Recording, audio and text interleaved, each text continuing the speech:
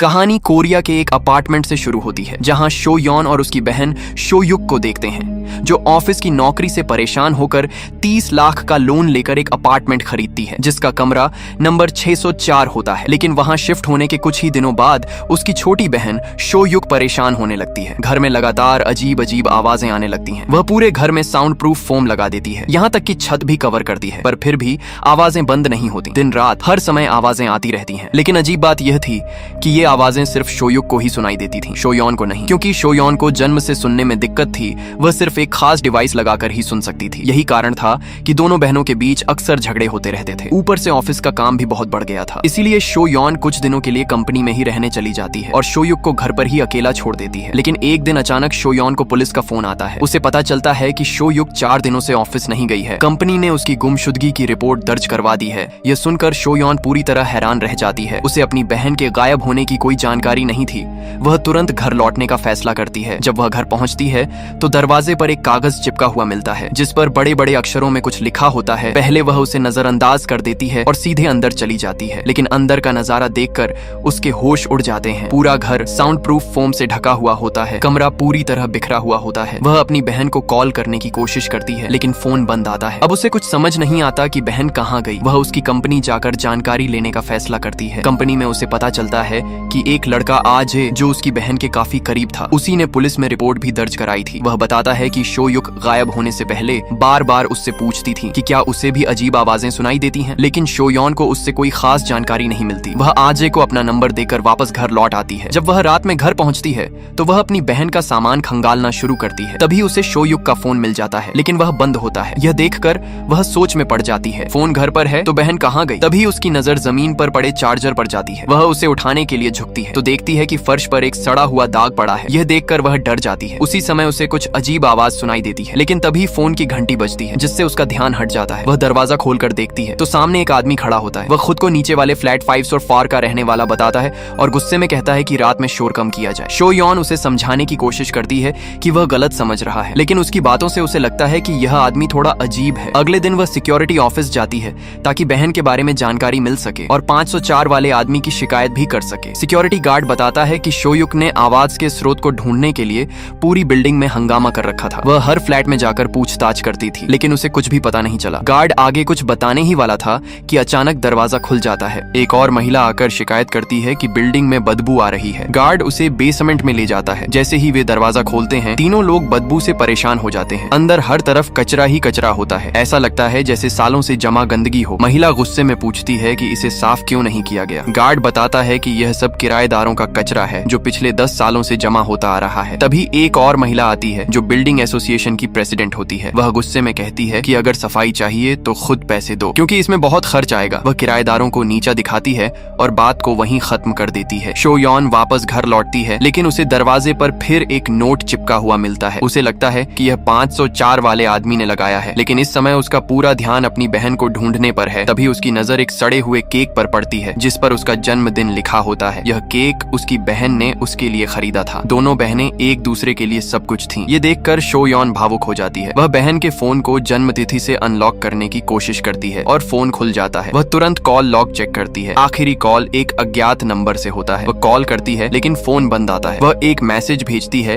कि जैसे ही मिले जवाब दे। इसके बाद वह फोन में रिकॉर्डिंग सुनती है और हियरिंग डिवाइस के जरिए उसे साफ सुनाई देता है। रिकॉर्डिंग में अजीब अजीब आवाजें भरी होती हैं। रिकॉर्डिंग में शो युक की चीखें सुनाई देती हैं जिससे शो यॉन का दिल धक से रह जाता है। इसके बाद रिकॉर्डिंग में कुछ अजीब आवाजें आती हैं जो न पूरी तरह इंसान जैसी लगती हैं और न ही जानवर जैसी। रिकॉर्डिंग की बातें सुनकर शो यॉन पूरी तरह उलझन में पड़ जाती है। अगले दिन सुबह वह दरवाजे के बाहर से झगड़े की आवाज सुनती है। दरवाजा खोलकर देखती है तो शो युक के ऑफिस का आजे और पड़ोसी आपस में लड़ रहे होते हैं। शो यॉन तुरंत दोनों को अलग करती है लेकिन पड़ोसी उसे गालियां देने लगता है। यह देखकर साफ था कि शो यॉन भी चुप रहने वालों में से नहीं थी। आजे को अंदर लाकर बात करने पर उसे पता चलता है कि आजे शो युक का बॉयफ्रेंड है। वह शो युक के गायब होने पर दुख जताता है और कहता है कि वह शो यॉन के साथ मिलकर उसे ढूंढेगा। लेकिन तभी शो युक का फोन बजता है। वही आखिरी अज्ञात नंबर कॉल कर रहा होता है। शो यॉन शोयॉन फोन उठाती है तो पता चलता है कि वह कॉल प्रॉपर्टी मैनेजमेंट की तरफ से है। दोनों तुरंत उनके ऑफिस पहुंचते हैं। वहां उन्हें पता चलता है कि शोयुक पहले भी वहां आई थी, क्योंकि वह घर में आने वाली आवाजों का कारण ढूंढ रही थी। उसने पूछा था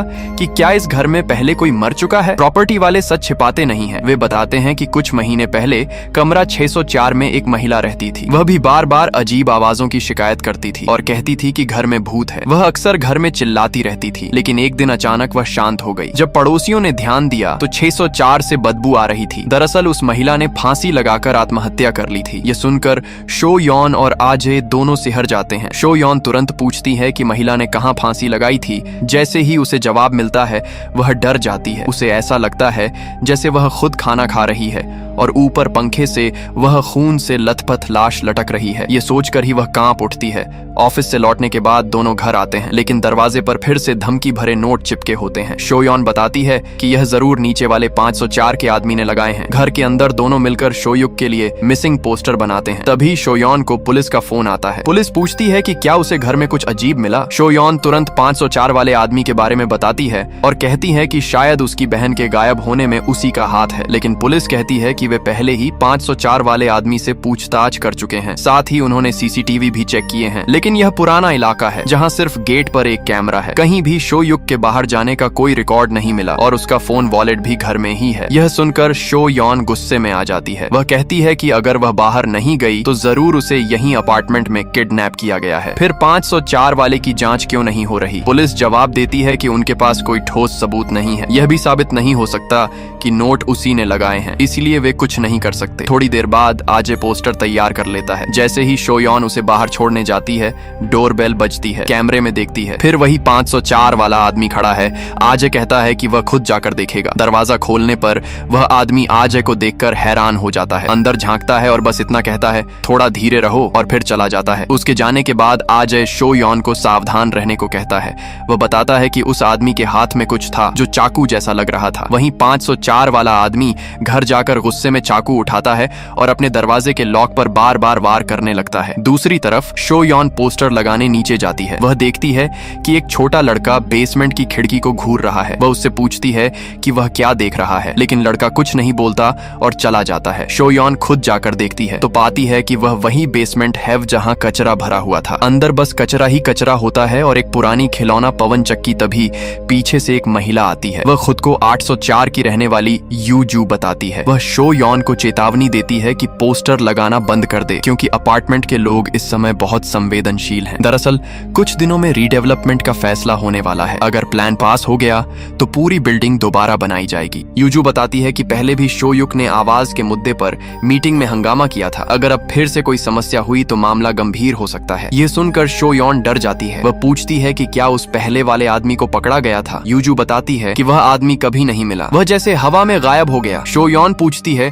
कि अब 704 में कौन रहता है। जवाब मिलता है वह फ्लैट खाली है। ये सुनकर शोयॉन और ज्यादा उलझन में पड़ जाती है। अगर 704 खाली है तो आवाजें आखिर आ कहां से रही हैं। लेकिन फिलहाल उसका ध्यान अपनी बहन को ढूंढने पर था। वह पोस्टर लगाना जारी रखती है। उसी दिन रीडेवलपमेंट मीटिंग होती है। शोयॉन देखती है कि लोग उसके पोस्टर को पैरों तले कुचल रहे हैं। स्टेज पर प्रेसिडेंट रीडेवलपमेंट के फायदे गिना रही होती है। यह देखकर शोयॉन का गुस्सा फूट पड़ता है। वह स्टेज पर चढ़कर माइक खींच लेती है। तेज आवाज से सभी अपने कान बंद कर लेते हैं। शोयॉन कहती है, अगर किसी को उसकी बहन की परवाह नहीं तो यह मीटिंग भी बेकार है। लेकिन प्रेसिडेंट भी चुप नहीं रहती। दोनों में हाथापाई शुरू हो जाती है। लड़ाई के दौरान प्रेसिडेंट उसका हियरिंग डिवाइस खींच लेती है, लेकिन जैसे ही वह उसे देखती है वह अचानक शांत हो जाती है, मानो उसे सहानुभूति हो गई हो। तभी आजे आता है, डिवाइस उठाकर शोयॉन को देता है और उसे वहां से बाहर ले जाता है। असल में वह एक जानकारी लेकर आया था 604 के पुराने निवासी के बारे में। वह आदमी भी अचानक गायब हो गया था, बिल्कुल शोयुक की तरह। यह सुनकर शोयॉन को एक शक होता है, अगर पुलिस उसे नहीं ढूंढ पाई तो वह कहीं छिपा होगा जहां किसी का ध्यान न जाए, और वह जगह हो सकती है बेसमेंट। यह सोचकर शोयॉन तुरंत आजे को लेकर बेसमेंट की तरफ भागती है। उसे लगता है कि उसकी बहन वहीं छिपाई गई है। दोनों लोहे की चेन काटकर बेसमेंट के अंदर घुस जाते हैं। तेज बदबू उनकी नाक में घुस जाती है। दोनों तुरंत अपने मुंह और नाक को ढक लेते हैं, लेकिन फिर भी हिम्मत करके अंदर जाने लगते हैं। अंदर पहुंचकर उन्हें पता चलता है कि यह जगह दिखने में जितनी साधारण थी, असल में उतनी नहीं है। ये पूरे अपार्टमेंट का सीवर सिस्टम और पाइपलाइन एरिया था। थोड़ा आगे बढ़ने के बाद इस बड़े से इलाके को देखकर शो यॉन सुझाव देती है कि दोनों अलग अलग होकर तलाश करें ताकि जल्दी कुछ मिल सके। आजे भी इस बात से सहमत हो जाता है और अपने रास्ते पर आगे बढ़ जाता है। कुछ ही देर में उसे एक सुराग मिलता है। एक कोने में उसे ऐसा लगता है कि कोई खड़ा है। उसने वही कपड़े पहने होते हैं जो 604 के पुराने निवासी पहना करता था। आजे धीरे धीरे पास जाता है ताकि साफ देख सके, लेकिन जैसे ही वह करीब पहुंचता है उसके कानों में तेज और चुभने वाली आवाज गूंजने लगती है। यह वही आवाज थी जो पहले 504 वाले आदमी ने सुनी थी। अचानक जमीन पर पड़े उस इंसान का सिर चूहों द्वारा बाहर खींचा जाता है और वह एक खोपड़ी कंकाल निकलती है। ये देखकर आजे के रोंगटे खड़े हो जाते हैं और उसी समय उसका गला जैसे किसी अदृश्य ताकत से जकड़ने लगता है। दूसरी तरफ शो यॉन को कोई सुराग नहीं मिलता। वह आजे को ढूंढने के लिए वापस मुड़ती है, लेकिन तभी देखती है कि आजे एक कोने में चुपचाप खड़ा है। वह कुछ समझ पाती उससे पहले ही आजे अचानक उस पर हमला कर देता है और उसे जमीन पर गिराकर उसका गला दबाने लगता है। आजे की आंखों में अब पुतलियां नहीं थीं, वह पूरी तरह बदल चुका था। यह देखकर शो यॉन बुरी तरह डर जाती है। वह पास पड़ी एक पत्थर उठाकर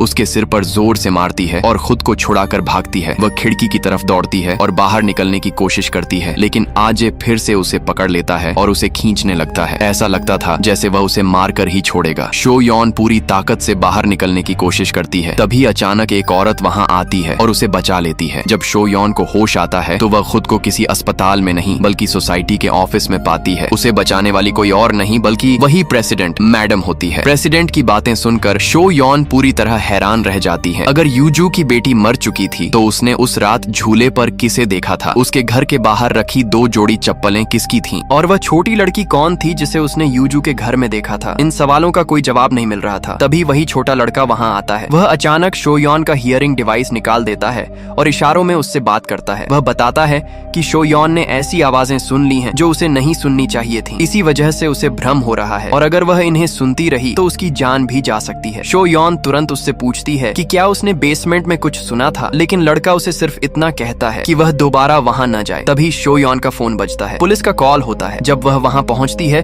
तो देखती है कि पुलिस बेसमेंट से 2 लाशें बाहर निकाल रही हैं। एक 604 का पुराना निवासी था और दूसरी आजे की लाश। यह देखकर शो यॉन टूट जाती है। उसे बहुत पछतावा होता है कि उसने आजे को इस मामले में शामिल किया और अब उसकी मौत हो गई, लेकिन वह हार नहीं मानती। वह पुलिस से कहती है कि बेसमेंट में एक और अंदर जाने का रास्ता है, अगर उसे खोला जाए तो शायद शो युक मिल सकती है, लेकिन पुलिस उसकी बात नहीं मानती। वे कहते हैं कि उन्होंने पूरे बेसमेंट की तलाशी ले ली है और वहाँ ऐसा कोई रास्ता नहीं है। उन्हें लगता है कि शो यॉन अपने होश खो चुकी है। यहाँ तक कि वे उसे चेतावनी देते हैं कि अगर वह ऐसे ही बर्ताव करती रही तो उसे शक के दायरे में रखा जाएगा। पुलिस के जाने के बाद शो यॉन अकेले ही दोबारा बेसमेंट जाती है। वह खुद देखना चाहती है कि वह रास्ता सच में है या नहीं। नीचे जाकर वह देखती है, वह रास्ता अभी भी वही मौजूद है। वह बिना डरे अंदर चली जाती है। अंदर सब कुछ पहले जैसा ही था। वह अपनी बहन को ढूंढने लगती है। तभी उसे जमीन पर एक कैमरा मिलता है। वह पहचान जाती है यह शो युक का कैमरा है। वह तुरंत कैमरा चालू करती है और उसमें रिकॉर्ड वीडियो देखने लगती है। वीडियो में दिखता है कि उस रात शो युक आवाजों से परेशान होकर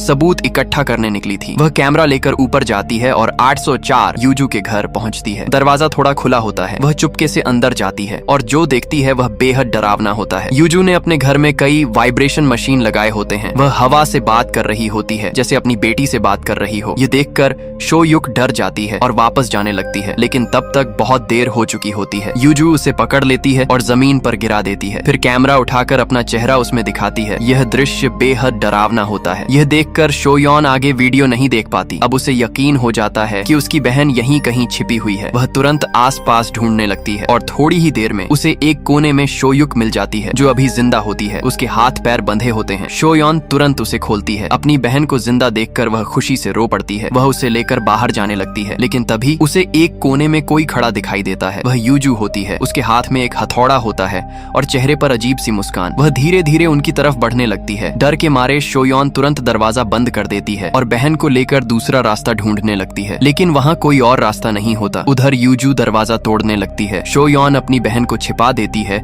और खुद उसका सामना करने का फैसला करती है। कुछ ही देर में यूजू दरवाजा तोड़कर अंदर आ जाती है, हाथ में हथौड़ा लिए हुए। शो यॉन उससे पूछती है कि क्या 704 वाली औरत उस समय जिंदा थी। यूजू सच बता देती है, वह औरत जिंदा थी और उसी ने उसे मार डाला था। वह अपनी बेटी की मौत का सच भी बताती है और जैसे ही वह हमला करने वाली होती है, अचानक पीछे से एक अजीब आवाज आती है। दोनों ऊपर देखते हैं। छत पर एक लाल कपड़े पहनी औरत रेंगती हुई नजर आती है। ये वही वही 704 वाली औरत की आत्मा होती है जो बदला लेने आई थी। यह देखकर शो यॉन मौके का फायदा उठाती है और बाहर भाग जाती है। वह यूजू को अंदर ही बंद कर देती है। चाहे वह कितना भी चिल्लाए, वह दरवाजा नहीं खोलती। जब अंदर से आवाजें आना बंद हो जाती हैं, तब वह वहां से चली जाती है और अपनी बहन को सुरक्षित बाहर ले जाती है। शो यॉन अपनी बहन को कसकर गले लगा लेती है, लेकिन जब दोनों एक दूसरे को पकड़े हुए होती हैं, तभी अंदर बंद यूजू अभी पूरी तरह मरी नहीं होती। वह भी उसी तरह जैसे पहले 704 वाली महिला ने किया था, अपनी आखिरी ताकत जुटाकर उस दीवार को पीटने लगती है, वही दीवार जिसने उसकी जान ले ली थी। कुछ ही देर बाद उसकी हरकतें रुक जाती हैं और उसकी जिंदगी खत्म हो जाती है। समय बीतता है। कुछ महीनों बाद भी शो यॉन और शो युक उसी फ्लैट